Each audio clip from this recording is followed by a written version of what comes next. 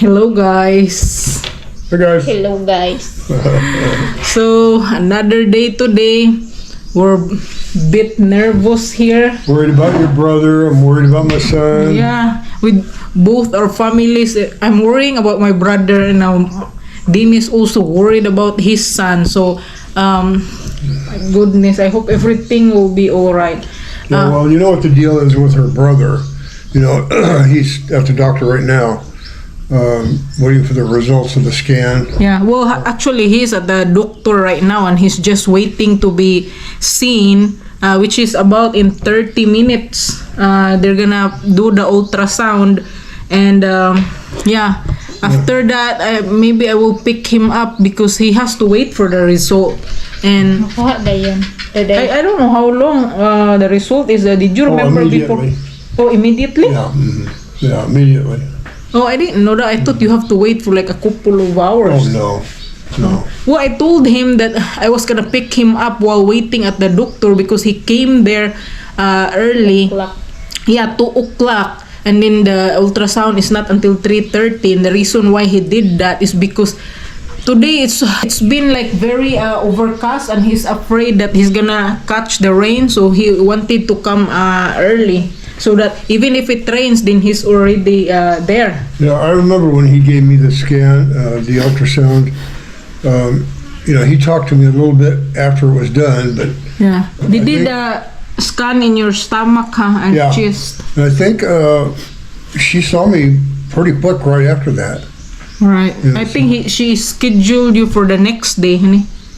Yeah. Was it? Yeah, when we went there for that day, you went back the next day for I think the blood test and then blood work and the ultrasound Oh, we got on the in the afternoon. Yeah.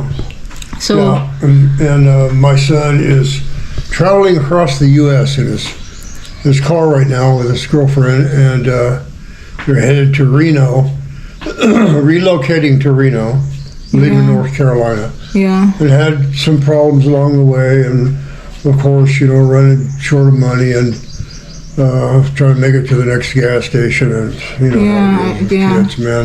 Yeah, that's what So- we're also worrying about. And look, Dennis, they barely had enough sleep. Probably you had 2 hours of sleep last night. right. I mean, actually, the last three, I don't know, many nights. 4 nights. 3 or 4 nights. Anyway, they're settling in Reno and gonna try to find some broke as usual, you know. Yeah. Trying to find some kind of community services there to, you know, that provide shelter and helps for employment. Yeah, so I hope that everything is gonna be all right with our families. When it comes to family, that's Yeah, you know, many times like this makes you realize how important health is it is, you and know. stability, Yeah. you know, and how important family is for Right. for your brother and for, you know, my son. Yeah, your The family. Family is the only thing, you know, that they can depend on. Yeah. Makes you realize how sweet life is when it's boring. And there's nothing happening. Yeah, yeah. I would rather have a boring life, guys. Yeah. What about Agree. Agree? Yeah. Sometimes we look for like, you know, challenge and all, but We're not when- happy. We're bored. Yeah. Until times like this comes around, Oh yeah. it makes you realize, you know. And I've been trying to tell Rowell because he said, "Oh, I'm very nervous with the result." And I go, "Don't be nervous because we don't know what it is yet." I'm trying to Right. calm him down and so Think positive. yeah, just Yeah, think positive and hopefully it's Well, there's a very good chance that it's just a touch of hepatitis, and you take some medication, it'll be fine. yeah. You know, there's a cure for hepatitis now. Even for C, there's Yeah. expensive, Right. but Hopefully it's the one that But, yeah, is I'm sure it's easy to not cure. yeah, I'm sure it's just B or A. You know. Yeah. Or it might not be hepatitis. Maybe it's some gallbladder, Yeah. gallstone, whatever. Could be. So we're hoping that it's actually not a big deal than what we are feared of or dreading. Yeah. Anyway, Dean is drinking his non-sugar Yeah. coffee. 4-in-1. 4-in-1, the moringa Oh, actually, I was gonna say moringa because someone told Somebody, because some Filipina. yeah told me that I should pronounce the moringa because I always say moringa. That I should pronounce it moringa, but that's moringa is understandable, and I'm used to calling it like moringa, so I leave it. Moringa. Yeah, yeah. I'm not perfect with my accent, with pronunciation and everything, but as long as it's understandable and trying to explain as much. You can communicate. Yeah, communicate. Not perfect, but I'm trying my best. And Maribel, are you perfect? Not either. No, nobody's perfect. Nobody is, man. Yeah, nobody's You don't have perfect. to worry about Yeah, not being perfect. Nobody is. Right now, I'm also trying to be a little tough than I am, and trying to, because dealing with the situations and I know. with our families, and I'm hoping that my brother can get through this, and if ever there's something really wrong, that hopefully it is curable. So actually, Rasa diha, what time is it? 3. Oh, 3 o'clock right now. And all day we're all just thinking, talking about it, and with our current situation right now with our families. And so, hopefully everything will be all right. Yes, so we're counting on that. I know. Ay, naku. Yeah, they're too young. Both of them, my son and your brother. Your son is 37. 37, Yeah. and still trying to figure out life, and Right. we're create one for ourselves. Yeah, there's no Some people it perfect. takes longer. It's no perfect. Sometimes we in our life we kind of get lost a little bit of direction, and the important is you try to keep into the right path. Yeah, I was a lost boy until I was in my 30s. Yeah. And so it takes some people a little longer to get dialed in. Right. It took me a while. Yeah. Actually, when I look back and think about how our parents raised us, especially our dad, because they're very strict to us. Maribin knows that. So, we now think that maybe we are thankful that our parents Should be. raised us in a, Strict. strict environment. But because we listen to them. Yeah, you pay attention. You Pay attention. care about other people, not just yourself. Yeah. You guys are parents did a real good job. With all of you kids, all of you, Thank you. good people. And I could say that all of our siblings turned out to be people that don't just go out there and sometimes it happens that how these people grow up and be scammers, be just lost and do some bad things out there. It makes me think all the time how lucky I am that I got wound up with your family. Yeah, we are also lucky to have you in our family. Aw, You agree, Marlene? Agree. Yeah, we are very thankful, and even our dad would talk about. Yeah, we are thankful that Dennis is a nice guy. We are not thankful. Maybe we are kick you out. Yeah, kick you out. Yeah. We are very lucky with our in-laws, like like Samuel, Gigi. Samuel's a good guy. Yeah, man. Samuel's a nice Very guy. good guy. He's working hard. Yeah. He go with the flow, and Yeah, he does. Yeah. Gisa Samuel didn't say no. Whatever you ask. you ask him. But of course, you can't can't abuse take or take advantage with that kind of personality. Some Because people do though. some people do, and our dad really that's what he put in our mind growing up that don't take, advantage of other people, but don't let other people take advantage of you also. Right. Or even you have to be patient with that kind of people that will take advantage of you and try to just avoid situations like that. Yeah, if you can be patient with them, but Yeah. some people you can't be patient with. You have to be a Right. little more than patient. Yeah, and with Jisa, she is more like a very serious person. Yeah. Like nobody can mess up with Jisa. But she is very good handling her family. She's good at Very handling. yeah, like with Rowell's income, and she managed it very well, Very having two kids, and you know, Very once good money manager, yeah. she yeah. is.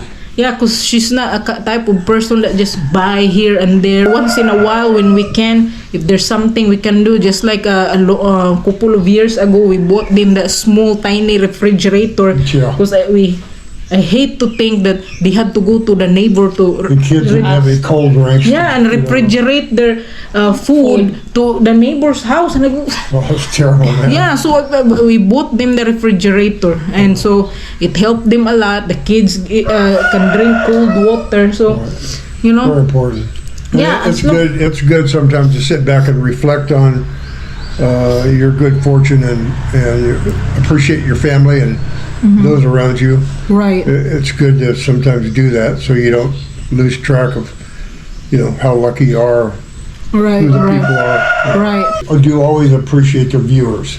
right. We know Yeah. how fortunate we are to have the solid base of viewers that we Yeah, have. yeah, and thank you very much, guys, for all your nice comments, for all the well wishes for Rowell, and we really appreciate it. And you have no idea how much it meant to us. You know, all your prayers and yeah, well wishes. We appreciate everybody that's hanging in there with us. Yeah, we really do. And your reading your comments help us a lot, that there are besides our families, there are other people out there that we don't even know that would send us some nice comments Yeah.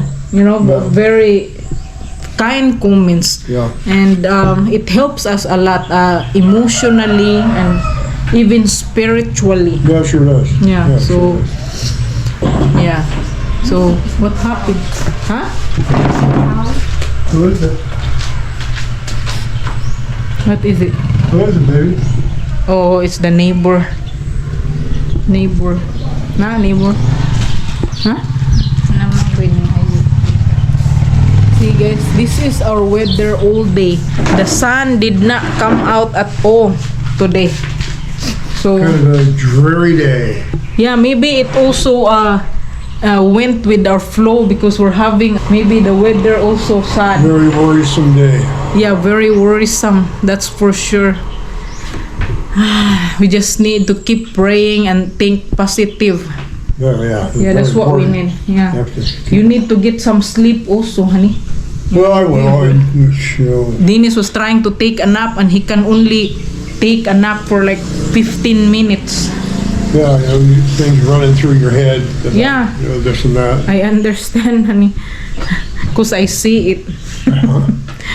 All right, guys, we will let you know later what will be the result. Yeah, hopefully a little brighter picture. Keeping our fingers crossed that everything will be all right. Yeah. Hello, Hey, guys. guys. Early evening.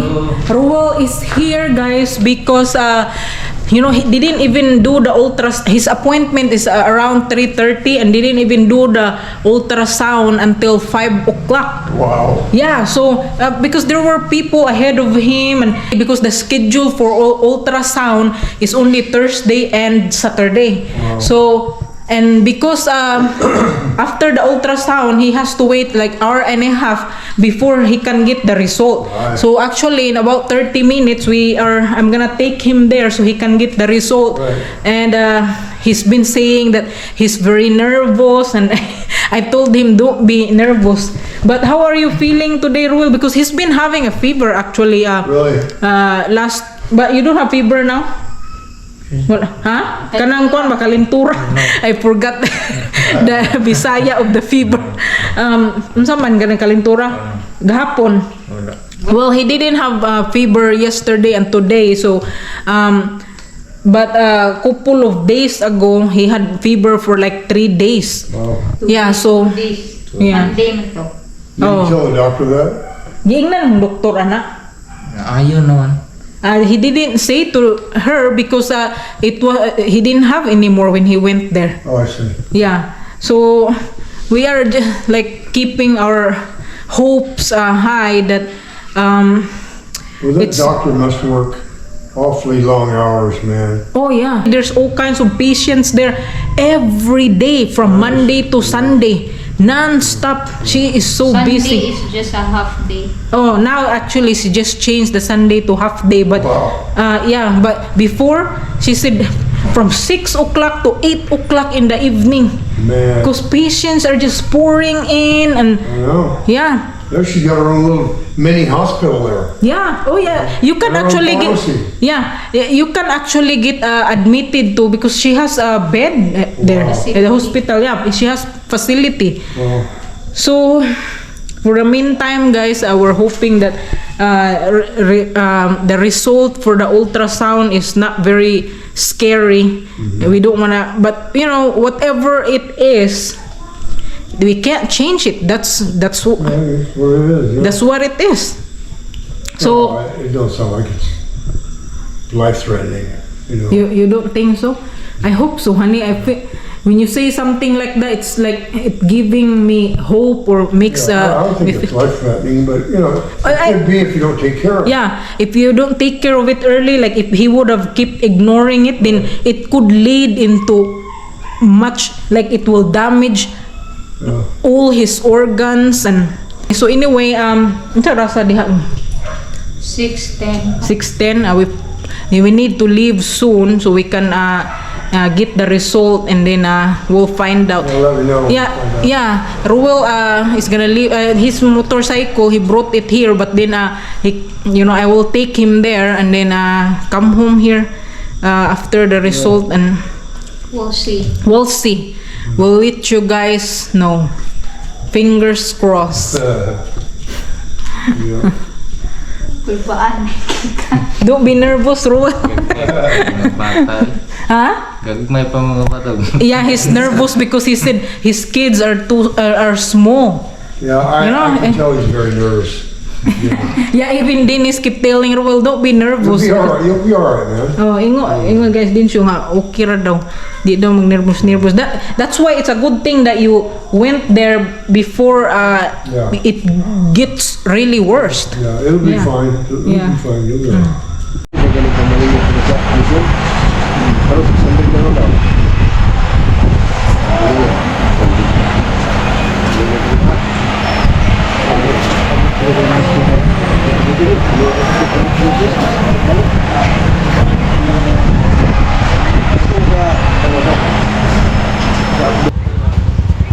So guys, it's been an hour that we're waiting here.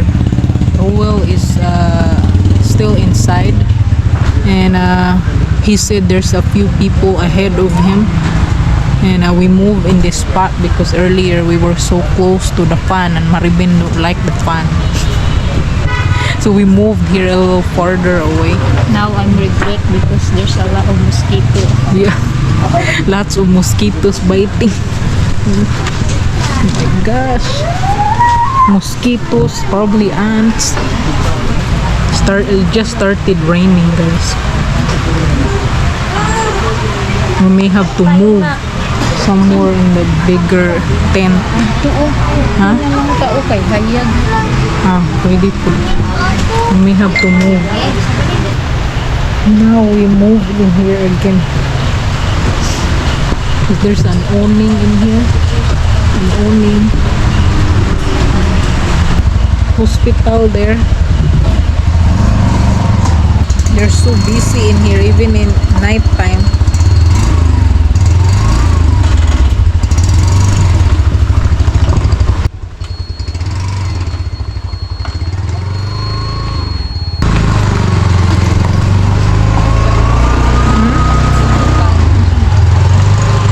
Yeah, there's a place there to also stay. Pamaak kaglamok ko, that's why the mosquitoes biting Maribin because she's wearing short. I'm wearing pants. Ay, nako. We have to wait for him. At the same time, we're having a low anxiety. The result. But I hope that nothing is very serious. Hi guys! Oh my gosh. We are relieved now. Finally, we are home, guys, and I don't know if I would say that it is a relief because it's still serious, but at least the good news is Rowell doesn't have hepatitis. He doesn't have any like problem in the gallbladder, but he still has a fatty liver, which is still very serious, and the fatty liver is caused by maybe the food that he's eating, maybe Oily probably food and sweets. yeah, oily food, lots of sweets, but you don't eat sweets so much, do you? Maybe from soda. Soda. It's not very Merinda. yeah, that's not very good. You keep drinking soda.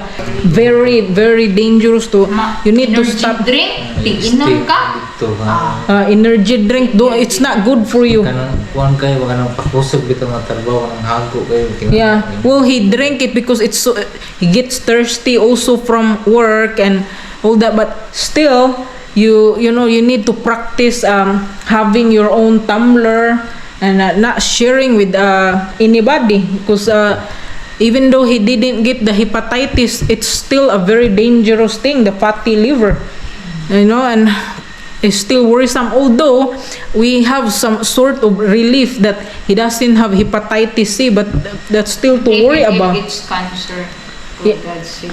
Huh? Oh my gosh, God forbid. God forbid all the cancer. We don't want that. But you know, the fatty liver, I'm just being honest that if you don't take care of it, continue your bad lifestyle, it can lead to cancer.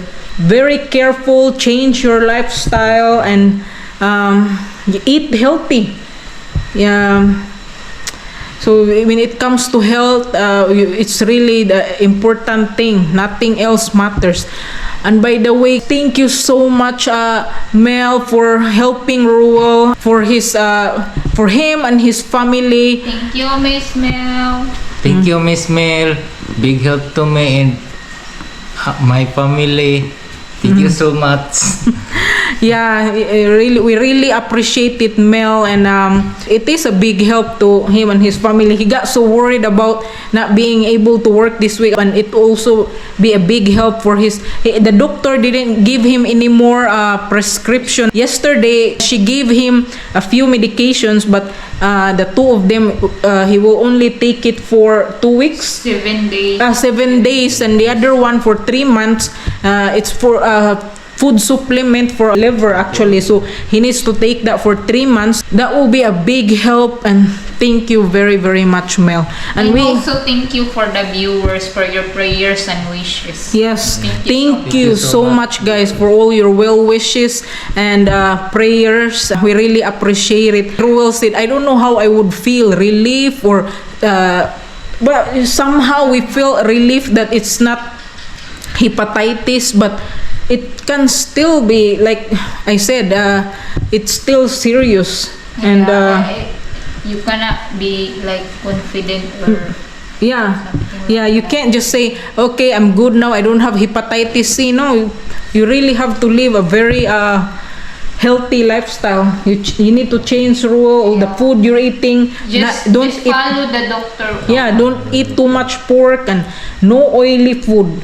You can eat boiled eggs. Sweet. Yeah, avoid sweets. So, my goodness. So anyway, Not drink alcohol. yeah, Rowell is not a drinker anyway. May occasionally when there's a maybe birthday, but in our family, even when we have birthday gatherings, we don't drink. We drink sodas, birthday gatherings. Every time. Except on probably New Year, we get a couple bottle of wine, and even that we cannot even finish it. Anyway, that is it for tonight, guys. It's so late. We've been waiting. We got there like 6:30. Yeah, almost 6:30, and then the Rowell finished at like 8:30. 8:20. So almost 2 hours. Yeah, it's 2 hours, and he still needs to go home now. That's it for tonight, guys. Miss Mel. Again, thank you so much, Miss Mel. Thank you, Mel, and thank you everyone for all your prayers. We'll see you all again tomorrow, guys. Good night, everyone. night. Bye-bye. Good night, guys. See you tomorrow.